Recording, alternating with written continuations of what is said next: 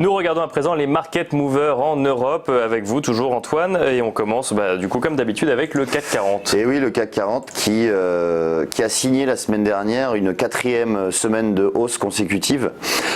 On s'approche tout doucement mais sûrement des 6000 points.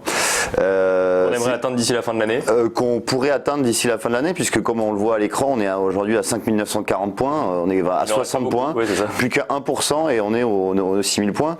Alors c'est intéressant ce niveau des 6000 points parce que c'est un seuil qu'on a atteint que 2 fois dans l'histoire du CAC 40, c'était en l'an 2000. Ensuite le CAC 40, il y a eu en l'an 2000 la bulle internet et on a atteint quasiment les 7000 points sur le CAC. Et puis après on l'a atteint également en 2007 et pour finalement ensuite atteindre les 6200 points et puis après on a eu la crise qu'on a connue.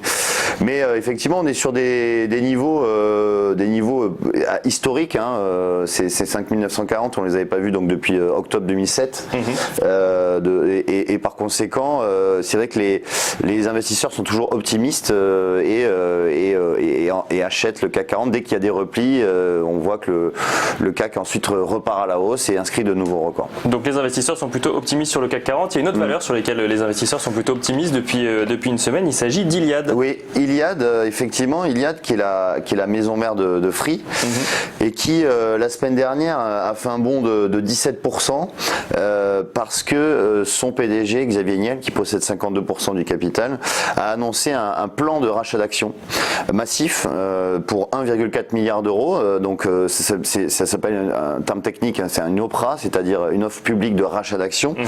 Et l'opération va faire ressortir une prime de 38% sur le cours de bourse. Donc forcément, ça a fait jumper le cours. Tout le monde s'est mis à vendre. Non, tout le monde s'est mis à acheter. Ouais, tout le monde s'est mis à acheter. Le cours est passé de 94 euros à 113 euros à l'ouverture. Et donc du coup, les investisseurs sont très optimistes sur la valeur. C'est vrai que graphiquement, on voit que à le moment de l'annonce, on a eu un gap très important sur le titre qui a représenté 17%. Par ailleurs, le titre, la société a publié des résultats pour le troisième trimestre qui sont ressortis supérieurs aux attentes. On a eu un chiffre d'affaires qui a augmenté de 8% à 1,34 milliard d'euros. Et donc, finalement, une société qui avait été un peu injustement vendue en 2018 et on voit que le parcours boursier depuis la rentrée, depuis septembre, est vraiment très positif. Et alors, troisième market mover Europe, donc en France également, il s'agit de Bouygues qui publie de bons résultats. Effectivement, Bouygues qui a publié de très bons chiffres. C'est une valeur aussi, une très belle valeur du CAC. Bouygues c'est une valeur un peu hybride puisqu'on a d'un côté la construction avec Bouygues Construction et de l'autre côté avec le Bouygues Télécom, partie téléphonie. Et sur les 9 premiers mois de l'année, on a eu un chiffre d'affaires aussi qui est ressorti en hausse de 10% à 27 milliards d'euros. On a dans la construction un carnet de commandes aussi qui est vraiment à son max. On a un carnet de commandes de 32 milliards d'euros, donc ce qui assure une grande visibilité pour la société. Et Bouygues Télécom aussi qui marche très bien puisque Bouygues recrute de nouveaux clients. Donc elle gagne des clients, elle gagne des parts de marché sur ses concurrents, donc SFR, Orange et justement Free et du coup on a eu un groupe qui a confirmé ses objectifs pour l'année 2019, pour la fin de l'année.